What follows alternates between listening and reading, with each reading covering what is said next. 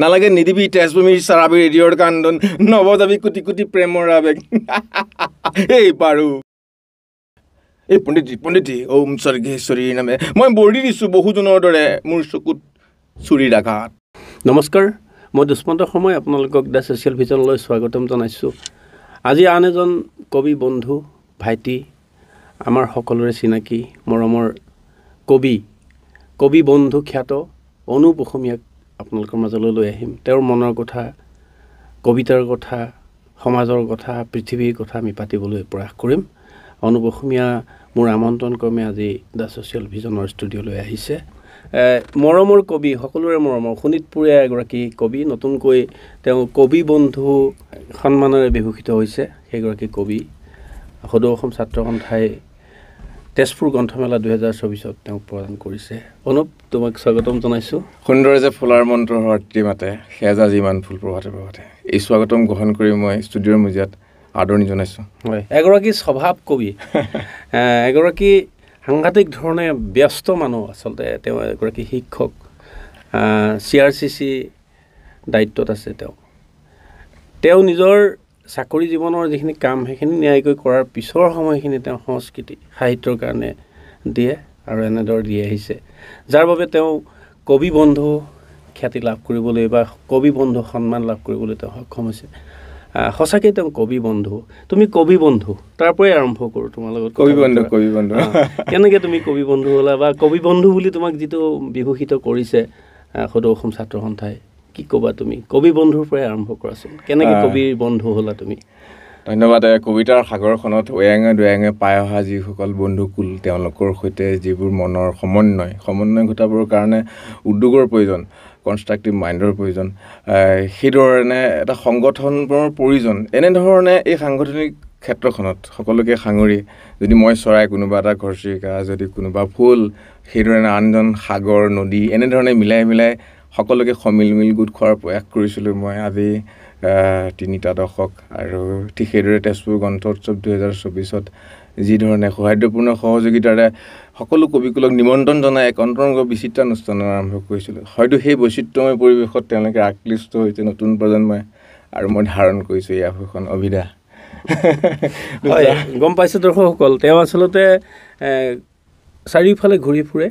আজৰি সময় পালে তেওঁ কবি বা কবিতা লিখা মানুহ বিচাৰি ঢপলিয়াই ফুৰে। তেওঁ নদীৰ পাৰে পাৰে ভ্ৰমি ফুৰে, চহৰে চহৰে ভ্ৰমি ফুৰে।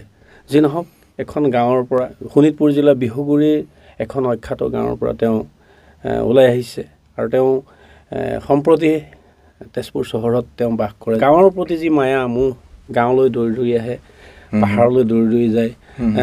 এই যে কবিতা লিখি আছে মানুহবোৰে, কবিটো ঢেৰ এতিয়া ক'বলৈ গ'লে, নহয়নে? কোনোবাই কৈছে বোলে পাথৰ এটা মাৰি দিলে কবি গাতে পৰিবগৈ, নহয় জানো? গতিকে কবি ঢেৰ, কিন্তু কি হ'ব? কবিতাৰে সমাজ সংস্কাৰ, সমাজৰ প্ৰগতিৰ কি হ'ব পাৰে?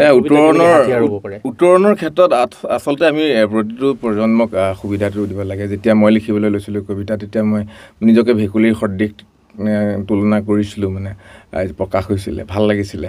তাৰপিছত সেই ভেকুলী বামৰ পৰা বামলৈ আহিল, এনেকৈ গৈ বুজি পোৱা হ'ল কবিতাৰ সমাজ ব্যৱস্থাটো। নতুন প্ৰজন্মই ভালকৈ লিখে, শুদ্ধকৈ লিখে, লিখিবলৈ প্ৰয়াস কৰিবলৈ ভুলবোৰ আঙুলিয়াই দিয়াটো ভাল আমাৰ জ্যেষ্ঠসকলে। আৰু এই ধৰণে প্ৰকৃতিবাদ যিটো, সেই প্ৰকৃতিবাদটোক উপলব্ধি কৰিবৰ কাৰণে প্ৰকৃতিৰ পাৰে পাৰে যোৱাটো উচিত। আপুনি কোৱাৰ ধৰণে যিধৰণে গাঁৱত সোণাৰু ফুল দেখিছিলোঁ, তাত সৃষ্টি হৈছিলে, চোৱাচোন সোণাৰুৰ মায়া, ধৰাৰ সুগন্ধিত ফুলি থাকে ৰ'দালিৰ কবিতা, তুমি বুকুৰীয়া সৰকা নিহাৰিকা, নে ঈশ্বৰৰ আঙুলিত ফুলা তৰা ফুলৰ প্ৰভাত, এনেধৰণে কিছুমান মোৰ কবিতা সৃষ্টি হৈছিলে। ঠিক সেইদৰে ঘৰলৈ যেতিয়া যাওঁতে ৰাস্তাত পানী আছিলে, বোকা মাটিৰ পৰশ, আৰু কেঁচুমতাবোৰ যে উঠি আহে, কেঁচুমতাবোৰ ঘৰৰ ভিতৰলৈ যোৱাৰ লগে লগে কুকুমাবোৰ, আৰু এনেধৰণৰ এই যে স্মৃতিবোৰ, মকৰা জালখন ভাঙি অহা, মকৰা জালত ফচি থকা পখিলাটো এক বিপুল উপমা, আৰু গাঁৱৰ পুখুৰীটো য'ত আমি একেলগে বৰভোজ খাইছিলোঁ, সেই পৰিৱেশবোৰৰ পৰা সৃষ্টি হয়। আৰু এটা হ'ল ইয়াৰ যিটো শিল্পিত প্ৰকাশ, সেই প্ৰকাশটো দিবলৈ প্ৰয়াস কৰোঁ, আৰু সেই প্ৰকাশটো দিবলৈ প্ৰয়াস কৰিবৰ কাৰণে আমি সকলোকে বুজাব লাগিব, কবিতাৰ সঞ্চাৰ কৰিব লাগিব, লুইতৰ চিৰপ্ৰৱহমান গতিৰ দৰে, তেনেকৈ ভাবোঁ। হয়, এনেকৈয়ে অনুপে খুব ৰসাল কথা ক'ব পাৰে, খুব সুন্দৰকৈ কথা ক'ব পাৰে। দৰ্শকসকলে ভাল পাইছে নিশ্চয়। এগৰাকী কবিক আমি আপোনালোকৰ মাজলৈ লৈ অনাৰ কাৰণ সেইটোৱেই যে কবিসকল কেনেকুৱা, কবিতা লিখি পেলাই তেওঁ সমাজৰ কাৰণে মানুহৰ বুকুলৈ কি কঢ়িয়াই নিব পাৰিছে সেইটোৱে মূল কথা নহয় জানো মৰম সৌহাৰ্দ্যপূৰ্ণ সহানুভূতি আৰু ইজনে আনজনক বুজি পোৱা যি ধৰণে প্ৰাচ্যৰ কিছুমান কবিতাত আমাৰ অৰুণোদয় আবাহন জোনাকী প্ৰসিদ্ধ হৈছিলে তাত আত্মাৰ মিলন সত্তাটোক তেওঁলোকে উপলব্ধি কৰিছিলে তাৰপিছত অসমৰ কথাটো সুকীয়া গতিকে ইয়াত প্ৰাকৃতিক সৌন্দৰ্য ইমান বিপুল পৰিসৰ এটা বহন কৰিছে বিষাদো আছে ক্ৰমাগত কৃষকৰ ফচলো আছে আৰু পাহাৰৰ কথা কৈ আছে পাহাৰ মোৰ খুব প্ৰিয় পাহাৰৰ যেতিয়া ওপৰত পাহাৰী চৰত উপবিষ্ট হওঁ তেতিয়া নিজকে জটাধাৰী মহাদেৱৰ কৈলাশত থকা যেন লাগে খুব ভাল পাওঁ নদী ভাল পাওঁ নদীৰ বালিবোৰ ভাল পাওঁ নদীৰ বালিত থকা বিভিন্ন চৰাই চিৰিকটিৰ যিবোৰ আস্ফালন বালিমাহীৰ ৰূপবিলাক সেইবোৰ ভাল পাওঁ আৰু এটা বিশেষ ভাল লাগে সেই দুৰ্গা পূজাৰ সময়ত যে টিপুচি চৰাইটো ওলায় তাক লৈও সৃষ্টি কৰোঁ সাদৰী দহিকতৰা ইত্যাদি বিভিন্ন কবিতা প্ৰকৃতিৰ কবি আচলতে ক'ব লাগিব প্ৰকৃতিৰ কবি এগৰাকী অনুপ অসমীয়া আচ্ছা অনুপ অসমীয়া এইটো তোমাৰ উপাধিটো এই উপাধিটো লৈ পেলাই মানে আচলতে খুব ধুনীয়া নামটো ধুনীয়াকৈ বাছি লৈছা আৰু ছ'চিয়েল মিডিয়া ফেচবুকত তোমাক তেনেকৈ জানে কিন্তু আচলতে অসমীয়াটো আচল উপাধিটো কি তাকে আচলতে এইটো এটা ছদ্মবেশী নাম মানে আৰু মই যিটো ৰূপ ধাৰণ কৰিছোঁ ছদ্মধাৰী আচলতে এই ছদ্মধাৰী আৰু ছদ্মবেশী সৃষ্টিবিলাক হোৱাৰ কাৰণ আছে অখ্যাত কাৰণ যে যিধৰণে এটা টুপি পিন্ধো দাঢ়ি এখন অলপ থাকে এটা মানে জধলা শৰীৰ বুলি কয় বহুতে পগলা মগলা কিবা কিবি বুলি কয় সেইদৰে মই গোৰক্ষনাথৰ বংশধৰ গোৰক্ষনাথ যোগীৰ বংশধৰ মহাদেৱৰ বীৰ্যৰ পৰা উৎপত্তি হয় বুলি কয় হয় মই অনুপ অসমীয়া এই কাব্যিক অৱগুণ্ঠনৰ এটা নাম পৰিচিত নাম চেষ্টা কৰিছোঁ সঁচাকৈ খুব ভাল লাগে অনুপ অসমীয়াক আমাৰ তেওঁ যলৈকে যায় তাতেই এক ৰসাল পৰিৱেশ সৃষ্টি হয় আজি আমাৰ দৰ্শকসকলেও নিশ্চয় তেওঁৰ কথা শুনি ভাল পাইছে এতিয়া যদি কওঁ চিৰিয়াছ কথালৈ যদি আহোঁ সেইটো প্ৰশ্ন মই প্ৰথমতে কৰিছিলোঁ তোমাক যে সমাজৰ সংস্কাৰত কবিসকলৰ ভূমিকা কি আছে সমাজখনৰ কাৰণে কি কৰিব কবিয়ে সমাজ সংস্কাৰত কবিসকলৰ নিশ্চিত ভূমিকা আছে যি সময়ত আমি যদি মহাকবি বাল্মীকিৰ কথালৈ যদি যাওঁ ক্ৰৌঞ্চচৰাইৰ বিগজুণ্ঠকত তেওঁ যিধৰণে আৰ্তনাদিত হৈ পেলাই কবিতা লিখিছিলে সেই কবিতাৰ পৰা ভাবক আপোনালোকে আমি এৰি অহা কেইটামান দশকৰ আগৰ কথা ভাবা কবিসকলক দেখিলে ৰাজনীতিবিদসকলে সেৱা কৰে পূজা কৰে এখন চকী উলিয়াই দিয়ে আচলতে এটা আধ্যাত্মিক ৰূপ দেই এই ৰূপটোৱে যদি আমি বিশ্বাস কৰোঁ সমাজখনৰ প্ৰগতিৰ বাট আৰু সমাজ সুনিয়ন্ত্ৰিত হ'বৰ কাৰণে আমি তৈয়াৰ কৰিব পাৰোঁ প্ৰকল্প তৈয়াৰ কৰিব পাৰোঁ ভেটি তৈয়াৰ কৰিব পাৰোঁ আমাৰ মুখৰ শ্লোগানবোৰ উদীয়মান প্ৰজন্মই বুজিব পৰাকৈ আমি সক্ষম হ'ব লাগিব আৰু তেতিয়াহে আমাৰ মাটি সম্পত্তি বাট ভাষা সাহিত্য বিশেষকৈ অসমীয়া ধ্ৰুপদী যিটো সাহিত্য সেই সাহিত্যবিলাক জীয়াই ৰাখিবৰ কাৰণে আমি নিজক সংশোধন কৰিব লাগিব আৰু বাৰ্তা দিব লাগিব প্ৰাপ্তিৰ দাবী কৰিব নহ'ব কিন্তু প্ৰাপ্তিৰ দাবী কৰিব নহ'ব যি নহওক কবিসকলে নিজৰ কাম কৰি গৈ থাকিব লাগিব কিন্তু প্ৰণৱ কুমাৰ বৰ্মন যেতিয়া 2024 তেজপুৰ গ্ৰন্থমেলাত আহিছিলে তেওঁৰ কথাত কৈছিলে তেওঁৰ বক্তব্যত তেওঁ কৈছিলে যে কবিসকল আচলতে ইমান ভালো হৈ থকা নাই কবিৰ দিন হয়নে কলিকতাৰ এই জয় গোস্বামীৰ কথা ক'লে তেওঁ নহয়নে কলিকতাৰ সেই কবিগৰাকীৰ কথা ক'লে যিগৰাকীয়ে কবিতা নিলিখোঁ বুলি কোৱাৰ পৰা লেখা বন্ধ কৰি দিয়াৰ পৰা তেওঁ পৰিয়াল চলিবলৈ অসুবিধা হ'ল তাৰপিছত তেওঁৰ পত্নী ডেলিভাৰী এগৰাকী গাৰ্ল হিচাপে কাম কৰিবলৈ ল'লে তেনেধৰণে দুৰ্বিষহ জীৱন কটাবলগীয়া হ'ল ইমান বছৰ কবিতাৰ কাৰণে তেওঁ নিজৰ জীৱনটোক দি দিলে কবিতা লিখিলে সমাজৰ প্ৰগতিৰ কাৰণে কাম কৰিলে কিন্তু শেষত কি হৈছে এখন দুখৰ ছবি এটা খুব বেদনাদায়ক বৰ্মন দাৰ কবিতাৰ অন্তৰালত আছে এটা সমাজতত্বৰ বিপ্লৱ সেই বিপ্লৱটো সৃষ্টি হৈছে মাটিৰ পৰা সৃষ্টি হৈছে ভেটিৰ পৰা সৃষ্টি হৈছে প্ৰেমৰ পৰা নিভাজ প্ৰেমৰ পৰা সৃষ্টি হৈছে যাৰ পৰা এটা ৰেঞ্জ তৈয়াৰ কৰিছে সমাজখন মানে সেই সমাজখন একদম বহল সমাজ সেই সমাজখনত পৃথিৱীৰ বিভিন্ন ব্যক্তিজনৰ যেনেকৈ বাইৰণৰ যিটো দুৰ্ভিক্ষ অভাৱ তেওঁ ঘৰলৈ লৈ যায় এটা ছাগলীৰ মূৰ প্ৰণৱ কুমাৰ বৰ্মনে সেইটো সন্ধিকৈ ক'লে যে সাগৰিকা পুতলৈ লিখিছিলে এই ব্যৱস্থাবিলাক তেওঁ দিবলৈ প্ৰয়াস কৰে আৰু এটা কাব্যিক জাগৰণ যি অসমৰ দিহিঙে দিপাঙে ওয়াঙে দুৱাঙে তেওঁ ঘূৰি ফুৰিছে কিয় ঘূৰি ফুৰিছে কবিতাৰ জয় হওক কবিতা লিখক কবিতাৰ প্ৰকৃতিৰ কাৰণেও তেওঁ কাম কৰি আছে প্ৰকৃতিৰ কাৰণেও তেওঁ কাম কৰি আছে হাতীয়ে খাবৰ কাৰণে কলগছ লগাইছে এজন তেওঁ দেৱদূত মানে প্ৰকৃতিবিদ মই তেনেকৈ ভাবোঁ অকল তেওঁ নহয় যিমানবোৰ মানৱ সৃষ্ট মহিৰসকল আছে কাব্যচেতকসকল আছে নৃত্যচিত্ৰ গীত ইত্যাদিৰে বিহুধা আমাৰ কলাসকল আছে সকলো একোজন ভগৱানৰ দেৱদূত প্ৰতিগৰাকী কবি একোজন দেৱদূত আমি আজি এই মঞ্চৰ পৰা আমি ক'ব বিচাৰিম প্ৰতিগৰাকী কবি একোজন দেৱদূত হৈ উঠক কবিতা লিখি থাকক এয়া আমাৰ আহ্বান নহয় জানো কবিতা শুনো নেকি কবিতা শুনো মই কবিতা শুনিম মানে মই যেতিয়া কবিতাবোৰ লিখিব লৈছিলোঁ তেতিয়া জধলা উমলা আৰু কলেজৰ আমি তেতিয়া চাৰ্টটো ইয়াত মানে মাৰি লওঁ গাঁঠি মাৰি লওঁ জিন্স পেণ্ট চুচৰি যায় আমাক তেতিয়া কিবা বুলি ভাবে মানে তেতিয়া লিখিছিলোঁ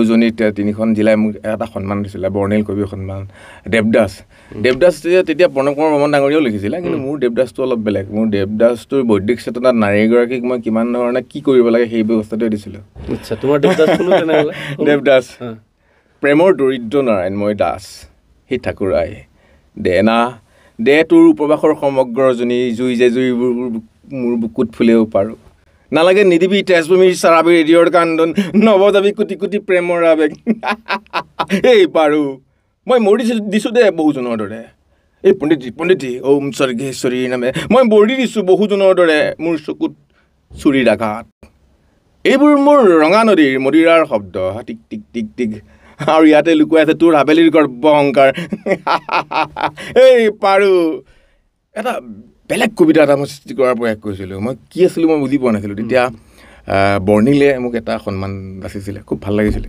সেই পৰিৱেশবিলাক জীপাল হৈছিলে সেই সময়ত সেই আছিল তোমাৰ যেতিয়া অৰণ্যত ঘূৰি ফুৰিছিলোঁ দেৱদাসে আছিলে তোমাৰ হয় দৰ্শকসকল দেৱদাস শুনিলে খুব সাংঘাতিক স্বভাৱ কবি তেওঁৰ দেৱদাসখন পঢ়িব ইয়াত আছে বিষাদ কবি কাব্যগ্ৰন্থ মোৰ প্ৰথম কাব্যগ্ৰন্থ মই ধুনীয়া এটা বেনাৰ মাতি জ্যোতিৰ্ময় বন্ধুক উপহাৰ দিম তাৰপিছত দাদাক দিম বিষাদ ইয়াতে আছে দেৱদাস কবিতাটো আপোনালোকে পঢ়িব আৰু ইয়াতে আছে দুখ এটা আছে সেই দুখটো মই প্ৰসৱ কৰাৰ পৰিকল্পনা কৰিছিলোঁ আৰু ডক্টৰ স্বাধীনতা মহন্ত বাইদেউ ইয়াত কিবা কিবি কৈছিলে মোক স্তাৱৰ কথা কৈছিলে যাৰ দুইটা গতিৰ ধাৰা মই ব্যৱহাৰ কৰিছোঁ এতিয়া বিষাদ কাব্যগ্ৰন্থখনত হয় দৰ্শকসকল এখন কাব্যগ্ৰন্থ তেওঁ ইতিমধ্যে প্ৰকাশ হৈছে বিষাদ নিশ্চয় এখন খুব ভাল কবিতা পুথিয়ে হ'ব অনুপৰ কবিতাবোৰ খুব কম কবিতা লিখে তেওঁ কিন্তু কবিতাসমূহৰ যথাৰ্থ তেওঁ ভাষা প্ৰয়োগ কৰি পেলাই কবিতাসমূহ লিখে যি নহওক আৰু শুনাবা নেকি কবিতা ইয়াৰ এটা কবিতা শুনাম তোমাৰ সতে কি কথা আছিল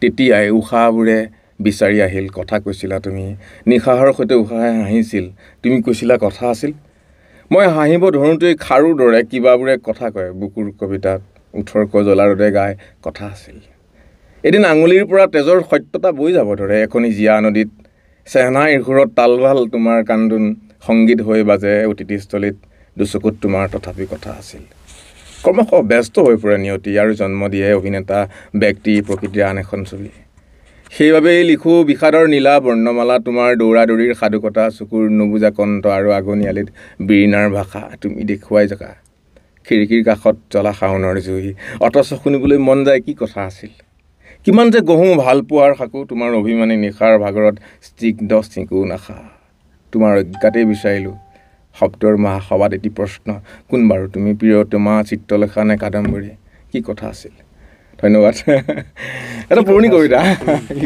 ভাল লাগিছে বৰ ভাল কবিতা কবিতাটো দৰ্শকসকল নিশ্চয় শুনিছে অনুপ অসমীয়াৰ যি নহওক আমি অনুপক লগত বেছি সময় কথা পাতিব নোৱাৰিম যিহেতু আমাৰ বাধ্যবাধকতা আছে এটা নিৰ্দিষ্ট সময়ৰ কাৰণে আপোনালোকো হয়তো আমনি পাব আমি সোনকালেই এৰিম অনুপ তোমাক এটা কথা সুধিম এই যে কবিতাৰ কাৰণে তুমি এতিয়াতো কবি বন্ধু অভিধাৰে বিভূষিত হ'লা কবি বন্ধু হ'লা এতিয়া নতুন পৰিকল্পনা কি আছে যে আমাৰ স্থানীয়ভাৱে কবিসকলক লৈ কিংবা বহল পৰিসৰতো কবিসকলক লৈ কিবা কৰাৰ পৰিকল্পনা তেজপুৰত আছে নেকি আছে ইয়াত থল আছে তেজপুৰৰ যিটো নৈসৰ্গিক ৰুইড পাৰৰ বিস্তীৰ্ণ সেউজীয়া ৰহন আৰু অস্তাচলৰ আকৰ্ষণ বা ইয়াৰ শিলে কথা কোৱা সাংস্কৃতিক নগৰীখনত ইয়াৰ পৰিভ্ৰমী পক্ষীৰ দৰে উৰুৱাই নিবলৈ হ'লে আমি আমাৰ কাব্য চেতনাবোৰক বিভিন্ন ভাষালৈ অনুদিত কৰাৰ প্ৰয়াস কৰা থল আছে প্ৰান্তীয় কবিসকলক লগ লৈ চেষ্টা কৰা থল আছে আৰু ইয়াৰ বাবে মই প্ৰয়াস ৰাখিম আশা ৰাখিছোঁ মই সকলো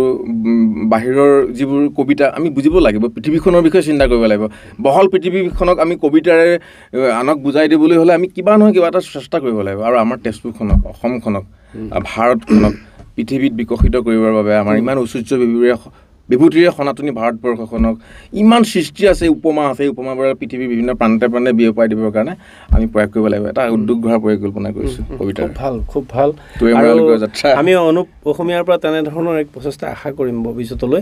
আৰু এটা কথা, এই কথাটো আধৰুৱা হ'ব, তাৰমানে এই যে কবিসকল ওলাই আহিছে, কবিতা শুনা মানুহ এতিয়া কিন্তু ওলাইছে। এতিয়া কবিতা মানুহে শুনে, কবিতা মানুহে পঢ়ে, আৰু তাৰ কাৰণে এটা সুন্দৰ প্লেটফৰ্ম ফেচবুক নহয় জানো? ছ'চিয়েল মিডিয়া নহয় জানো? ফেচবুকেই হওক, ইউটিউবেই হওক, আমাৰ সামাজিক মাধ্যমত প্ৰসাৰ ঘটিছে কবিতাৰ। কবিতা মানুহে শুনে। এতিয়া মোৰ ছ'চিয়েল ভিজনতে মানুহে 1,50,000লৈকে ভিউৱাৰ্ছ পোৱা যায় একোটা কবিতাৰ আবৃত্তিত। যি নহওক কবিতা মানুহে ভাল পোৱা হৈছে। কবিতাক আমি মানুহৰ আৰু ওচৰ চপাই নিবৰ কাৰণে প্ৰয়াস আমি নিশ্চয় ছ'চিয়েল ভিজনে কৰি যাম। সেইটো পৰিকল্পনা আমাৰ আছে, আৰু তোমালোকৰ সহযোগিতা লাগিব। আমাৰ ষ্টুডিঅ'লৈ তুমি আহিছা। এতিয়া এই যে উঠি অহা প্ৰজন্মৰ যিসকল কবিয়ে বিশেষকৈ ফেচবুকত কবিতা চৰ্চা কৰি আছে, তেওঁলোকৰ প্ৰতি কি আহ্বান আছে? কিন্তু ছ'চিয়েল মিডিয়াত বা ফেচবুকত বিশেষকৈ দেখা যায় যে কবিতাৰ অনেক গ্ৰুপ হৈ আছে। কি বুলি কয়? গ্ৰুপ বুলিয়ে কয় নহয় জানো? কবিতাৰ গ্ৰুপ। তেওঁলোকে কিন্তু কাম কৰি আছে, বহুমুখী সাধনাও আছে। তেওঁলোকে সাধনা কৰি আছে, কাম কৰি আছে। এই বহুতে লিখাৰ প্ৰয়াস কৰিছে, বহুতে লিখিম বুলি ভাবি আছে। এই নতুন প্ৰজন্মৰ কবিসকলৰ প্ৰতি তোমাৰ কি আহ্বান হ'ব, যিহেতু তুমি কবি বন্ধু? নিশ্চয় দায়িত্ব আছে এই ছ'চিয়েল ভিজনৰ জৰিয়তে মই ক'ব বিচাৰিছোঁ। কাৰণ বিশেষকৈ বিগত বহুকেইটা দিনত ছ'চিয়েল ভিজনে এই কাব্য চেতনাখিনিক মানুহক জাগ্ৰত কৰাৰ প্ৰয়াস কৰি আছে। সেইধৰণে মোৰ কোৱাৰ থল আছে, নতুন প্ৰজন্মই ভালদৰে শুদ্ধ কৰি শিকি, আৰু বিশেষকৈ ভাষাটোৰ সদব্যৱহাৰ কৰিব লাগে। সদব্যৱহাৰ যেনেকৈ COT মানে কেট নহয়, সেইদৰে যদি বিৰাম চিহ্নৰ প্ৰয়োগৰ এটা দৰ্শন আছে, সেই দৰ্শনখিনি তেওঁলোকে উপলব্ধি কৰক, আৰু আবৃত্তিৰ অভিবিন্যাসবোৰ পঢ়ক। আবৃত্তিৰ অভিবিন্যাসৰ জৰিয়তে কথা কোৱাৰ থল ৰাখক। মানুহৰ কথা কোৱাৰ এটা নিজস্ব ব্যক্তিত্ববোধ আছে, সেইধৰণে লিখাৰ এটা ব্যক্তিত্ববোধ আছে, যাৰ অলংকাৰেহে ভাষা এটাক চহকী কৰে। সেই অলংকাৰবোৰ আমি প্ৰয়োগ কৰিব লাগিব, তাৰ বাবে শিকিব লাগিব আৰু আনক শিকাব লাগিব, যিহেতু প্ৰজন্মৰ অনাগতৰ ভৱিষ্যত আছে। ধন্যবাদ। ঠিক আছে দৰ্শকসকল, অনুপৰ কথাখিনি শুনিলে আপোনালোকে আৰু কিবা ক'বলৈ থাকি গৈছে নেকি? তুমি কোৱা, মই সময় দিছোঁ তোমাক আৰু অলপ। দুটা কথা ক'ম, এটা হ'ল দুখ আৰু আনটো হ'ল প্ৰেম। দুখটো মানুহৰ জীৱনৰ এটা অংগ। দুখৰ বাবেই আমি এৰি আহোঁ নিজৰ ঘৰ বাৰী, ঠাই ঠিকনা, আৰু শেষ মুহূৰ্তত এচিটা মাটিত আমি আবদ্ধ হৈ যাওঁ। জুইৰ ভস্মৰ ছায়াই আকাশখন কলীয়া কৰে, যাৰ ফলত আমি নোহোৱা হৈ যাওঁ। ঠিক সেইদৰে বিচ্ছেদৰ আৰু প্ৰেমৰ এটা সাৰমৰ্ম আছে। প্ৰেম মানে জগত ধুনীয়া, আৰু জগত ধুনীয়া কৰিলে প্ৰেমক সজীৱতাৰে পোষণ কৰিব পৰা যায়। প্ৰেম এটা আত্মাৰ মিলন, অমৰ্ত্য দৰ্শন। ভাল পাওঁ মই প্ৰেম, আৰু সেয়ে সকলোকে প্ৰেমৰ চকুৰে দেখোঁ। পৃথিৱীৰ সকলো ধৰ্মাৱলম্বী লোকৰ মাজত মই প্ৰেম বিচাৰি পাওঁ, আৰু সকলো ধৰণৰ উচ্চ নিম্ন বুলি কোনো কথা নাই। মই মন্দিৰত গৈ সেই মানুহ পূজাৰীসকলৰ লগত ভাত খাই ভাল পাওঁ। এখন পাহাৰৰ সেই দৰিদ্ৰ ড্ৰাইভাৰজনৰ ঘৰটো মোৰ খুব ভাল লাগে, থাকি ভাল লাগে। উপমাহীন জীৱনটো সকলোৰে লগত এসাঁজ একেলগে খাওঁ, এই দৰ্শনটোক লৈ মই চৰ্চা কৰি যাওঁ। মানুহৰ লগত মিলি যাব লাগিব আমি, নহয় জানো? মানুহেই মূল কথা, নহয় জানো? মানুহৰ প্ৰগতি হওক, কবিতাৰ জয় হওক। তোমাক কবিতাৰ জয় হওক। তোমাক ধন্যবাদ জনাইছোঁ অনুপ অসমীয়া, তুমি ইমানখিনি সময় দিলা, মোৰ আহ্বান তুমি ৰক্ষা কৰিলা, আহিলা। মই আচলতে কথা ক'বলৈ মোৰ ভয় নহয়, এনেকৈ মুক্ত প্ৰেক্ষাপটত মই আজি প্ৰথম মোৰ জীৱনৰ প্ৰথম স্মৰণীয় অভিজ্ঞতা সুবিধা দিয়াৰ কাৰণে মই আপোনাক কৃতজ্ঞতা জনাইছোঁ। ছ'চিয়েল ভিজনৰ জয় হওক। আমি আমাৰ নিচিনা মানুহবোৰ লুকাই থাকে, লুকুৱাই ৰাখে, এই পৰিসৰ এটাৰ প্ৰশ্নবোধক চিন আছে। হয়, আমি লুকুৱাই নাৰাখোঁ, আমি উলিয়াই আনিম। যিসকল সম্ভাৱনাময় প্ৰতিভা আছে, সেইসকল প্ৰতিভাক আমি উদ্ভাসিত কৰিবলৈ প্ৰয়াস কৰি যাম। ইমান সময় দৰ্শকসকলে আমাৰ ছ'চিয়েল ভিজনৰ এই অনুষ্ঠানটি চাই থকাৰ কাৰণে আপোনালোকক ধন্যবাদ জনাই মই দুষ্মন্ত শৰ্মা বিদায় লৈছোঁ। জয় অসম।